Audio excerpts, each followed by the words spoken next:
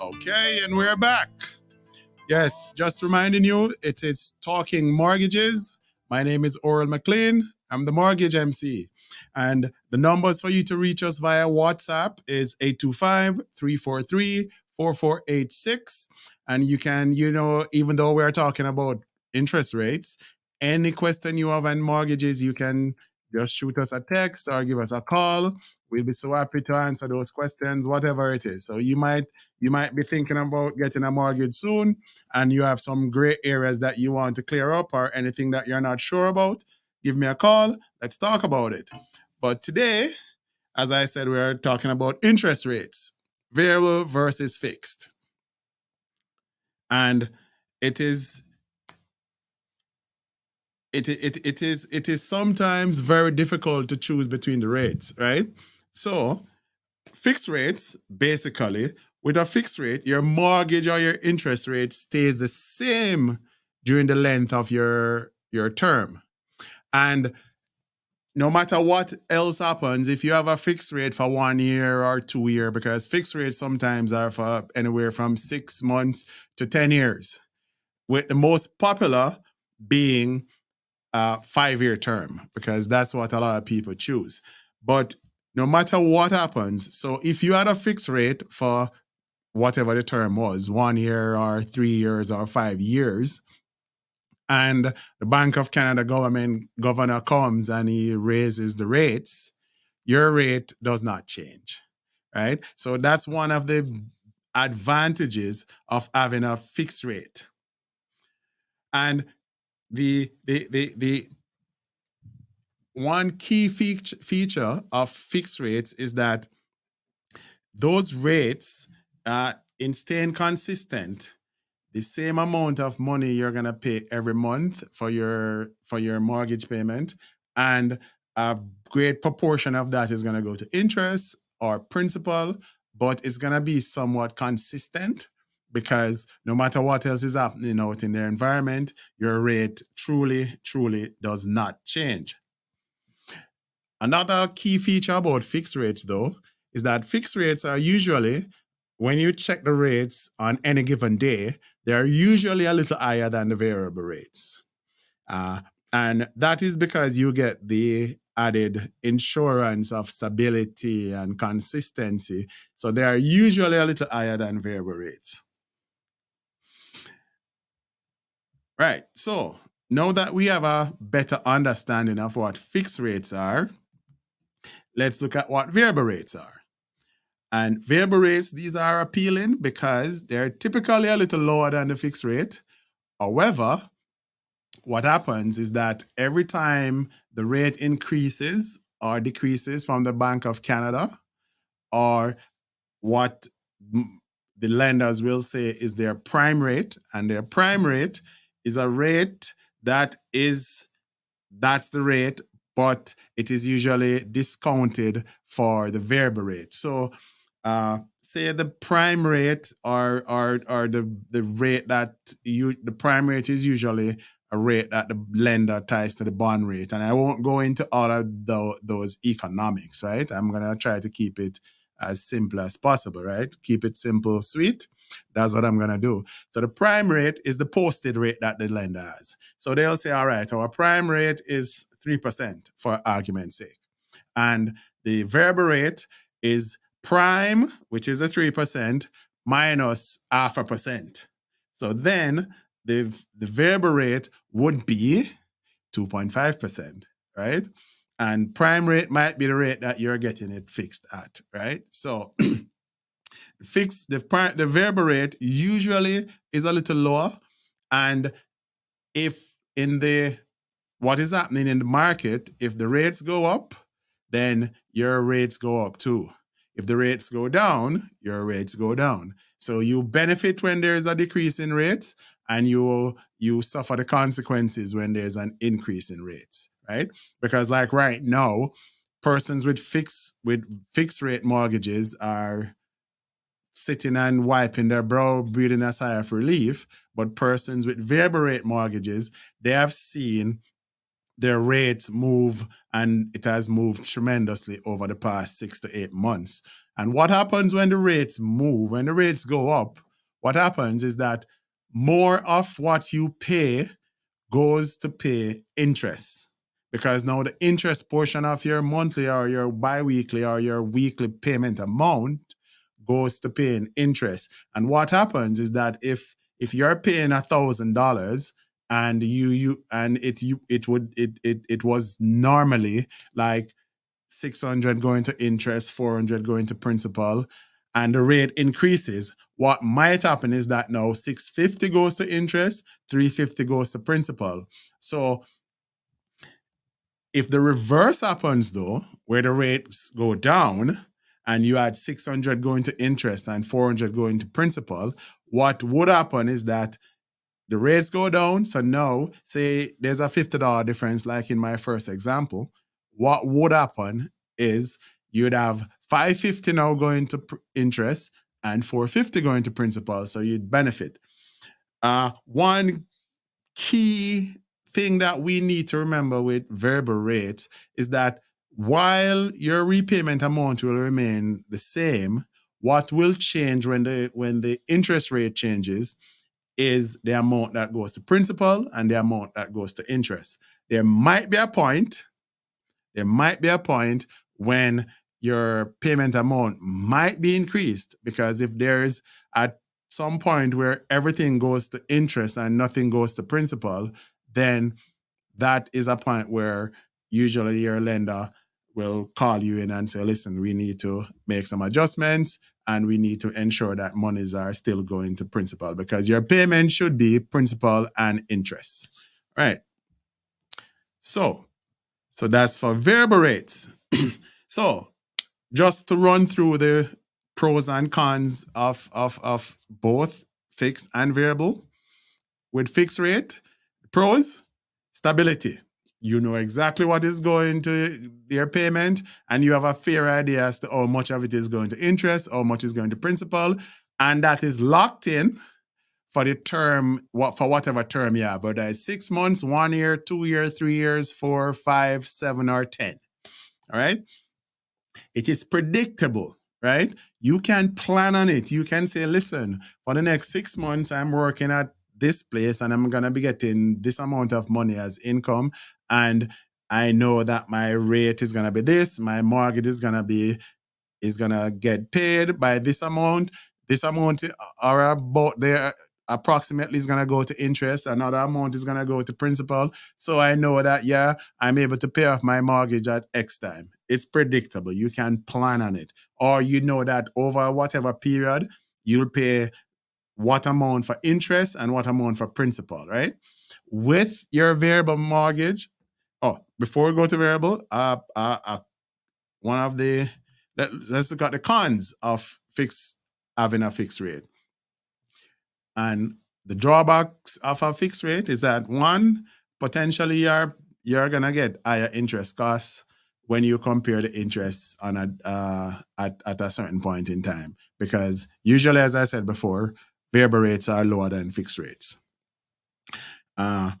Plus, if there's a drop in the interest rate, you don't benefit. Over time, because your interest rate is a little higher than the one that you would have gotten at the same time if you got variable, you might end up paying more in interest costs. So that's a drawback of that. And one of the most important drawbacks is that with a fixed rate, if you break your mortgage before the term comes to an end, what will happen is that your penalty, we have one of two penalties that you pay for fixed rate. And one is either you pay 3 months interest, or you pay what is called the interest rate differential, which is the difference in the interest rates when you got the mortgage as against what the rate is today, and multiplied by whatever amount you have left to pay, right? And that can work out to be somewhat expensive, as opposed to whether or not you would have just gotten 3 months interest at simple interest. Right. So now to look at the pros and cons of having a variable mortgage. So with a variable mortgage, potentially lower interest, lower cost over time because your interest rates are usually a little lower than the fixed rate. And when I say low over time, I'm going to ask you to take that with a grain of salt. Because if the rates go up over time and it now becomes higher than what you would have been paying if you had a fixed rate, then that advantage goes away, right? All right. Another pro for having a variable rate mortgage is that if you break that mortgage, your penalty is simple. You pay 3 months interest. Whatever that works out to be, that's what you pay, right? Plus, a key advantage of having a variable rate mortgage is you can, at any time with most mortgages, switch your variable rate mortgage to a fixed rate mortgage, right? So, for example, those of us who have variable rate mortgages and since the last 6 to 9 months, the rates have been going up.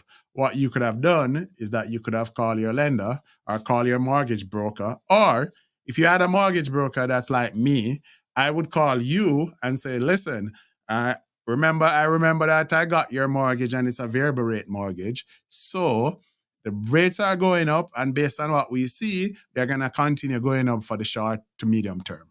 I would advise you to switch and take a fixed rate, and we would crunch the numbers and see what your savings, your possible savings might be. And if there's savings to be had, I would strongly advise you then to do the switch, right? Because that's the added value that a mortgage broker will bring to the table. Your bank is not going to call you and say, listen, interest rates are going up. Come in and let's just switch over your mortgage. No, they're not going to call you. Only provider that will do that is that if you have a mortgage broker, and if your mortgage broker is Mclean, the mortgage mac, right? So let's look at the drawbacks now of having a variable rate mortgage. It's not stable because whatever happens in the economy can affect your rate. It can go up, it can go down, right? When you're converting to a fixed rate mortgage, it might be costly because then the rates might be a little higher than what you're paying presently. So it might cost you some money, right? But at that point in time, over time, it might not be, but it might cost you some money there. All right, so great. So now that we have understood both types of interest rate, and we know the key features of them and the advantages and disadvantages, what we're going to be looking at now is how is it, because you're there saying, yeah, that's all good and well, Oral, but how is it I decide which one I go with, right? And I'm going to tell you that right after we take this short break. Remember, this is HGG Radio. My name is Oral Mclean, and you can call us at 825-343-4486, or you can send us a WhatsApp text message with any question that you have, and we'll answer it. Coming right back, surface, it might seem that this is something very, very simple to do, right? You want to save money, you go variable. You want to have some amount of stability, you go fixed, right? Or you just might not like change, so you go fixed. No, it's not that simple, even though it can be an easy decision to make based on your personality and all that, right? But choosing between fixed and variable you can narrow it down so that your decision is an informed one, right? And when you look at interest rates themselves, right, and this is one factor that you're going to consider, when you look at interest rates themselves, if you think based on what is happening in the economy around you, if you think interest rates are going to go up in the short to medium term, it's good to go fixed. Right? Lock that good rate that you have now in and write it out for 3, 4, 5 years. And if you think the interest rate is going to go up in the short, medium, and long term, go fixed and lock it in over 4 or 5 years or 7 years if you think it is going to make sense, right? But if you believe interest rates are going to drop, then it's best that you go variable. Because if interest rates are going to drop in the short to medium term or even the long term, you go variable and you can then enjoy all the benefits of the rate dropping and going down, down, down. Right? So, another thing is your risk tolerance. And your risk tolerance is that some people say, yes, I'm a risk taker. Some people say, I don't like risk. I don't take risk. I like to keep it safe. Yeah. Right? So, what you do because of your risk tolerance, if you are conservative in your thinking and your approach, then definitely you're a fixed rate mortgage person. However, if you're a risk taker and you don't mind monitoring the environment to see when things are changing and taking a chance that, listen, rates are going to remain the same or they're going to go down, yeah, if you are a risk taker, you can go variable, right? Because, yeah, if they say, uh, nothing venture, nothing gained, right? So if you feel like you can take the chance because you might end up saving lots of money when you benefit from rates going down or them not going up. All right. Another thing is the spread. And when I say the spread here means the difference between the lowest rate that is fixed, the lowest fixed rate, and the lowest variable rate. And if, say, you have a spread of a 0.5% or a 1%, that if the spread is significant, right, then it is an easy decision to go variable. But if the spread is close, right, say the spread is probably like a 0.2%, that's virtually the same thing, right? So why are you gonna take so much chances for just 0.2%? If it's a 0.5%, 0.75%, or 1% or 2%, yeah, by all means, go variable. But if they're very, very close, it is good to just go with fixed because it's more stable and you're not getting the savings that you're getting by going variable here and taking more chances is not worth the effort because they're so close. Right? So,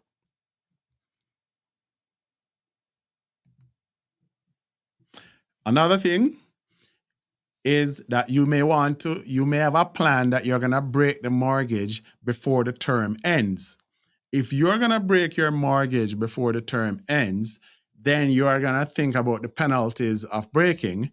And in most cases, the penalties that come with variable rates usually, in most cases, are lower than if you have a fixed rate because you have two different penalties and they choose the one that is the highest, right? So if you're thinking about doing that, then going with a variable rate can be the thing.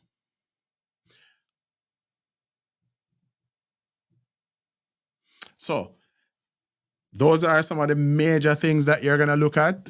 And you're looking at them from one, your personal perspective, and that is your risk tolerance, whether you're a risk taker or you're conservative. You're going to look at it from the environmental factors. And when I say environmental factors, I don't mean global warming. I mean the political environment, the social environment, the business environment, the economic environment, right? What is happening around you in the marketplace or in business and all that. Whether there's a war in the Ukraine that is going to affect oil prices and that is going to send up inflation, which in turn is going to cause interest rates to rise, right? Stuff like that. You're looking at the environment to see what might happen to know what to do, or you look at the interest rate themselves to see the spread between it. And that's some of the major consideration when you go and think about fixed or variable. Right. So that's my 2 cents as it relates to fixed rates versus variable rates. I'm hoping that we have a question or two.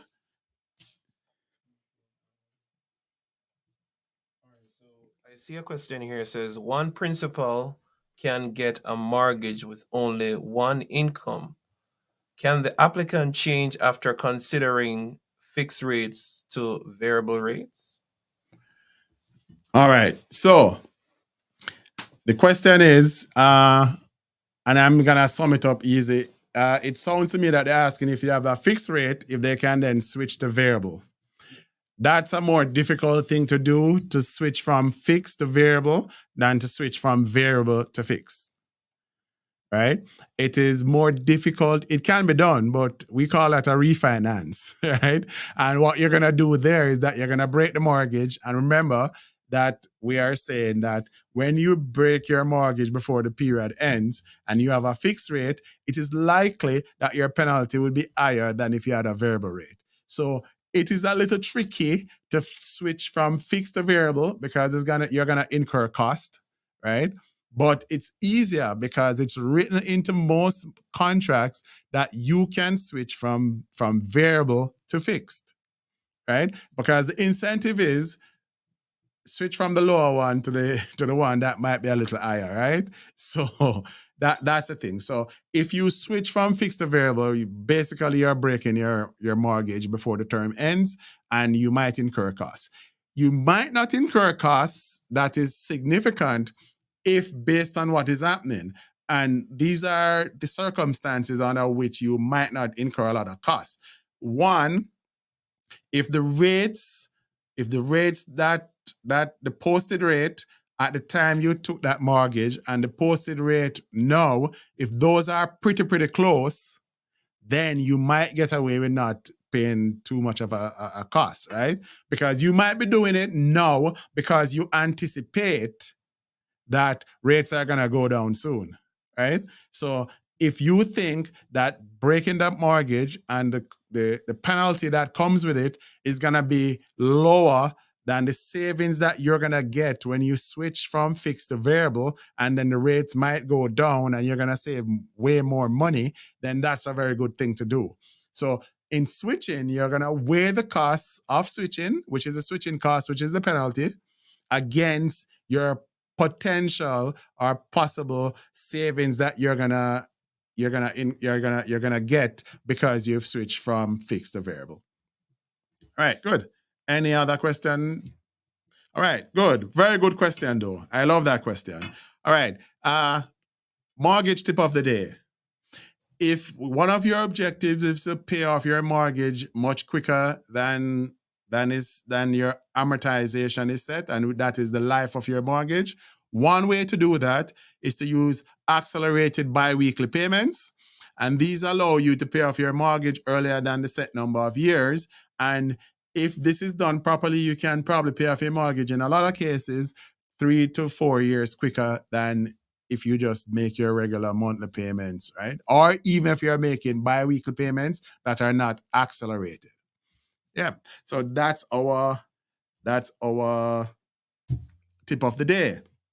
All right. So as usual, we have nice things to give away. And today we're gonna be giving the goodie to the person that sent in that very, very wonderful question. All right. So my producer, please take their information and we will send them their gift card. And as usual, we have a Tim Hortons gift card. I see we had some problems getting access to our Starbucks gift card that we normally have. So for now, we're holding off on Starbucks because there are some technical problems getting through to their site to get that card. All right. So hope you enjoyed the program. Again, this has been Talking Mortgages. My name is Oral Mclean, and I'm the Mortgage Mac. And I'll see you again next week when we'll discuss another very, very interesting topic as it relates to mortgages. Until then, walk good.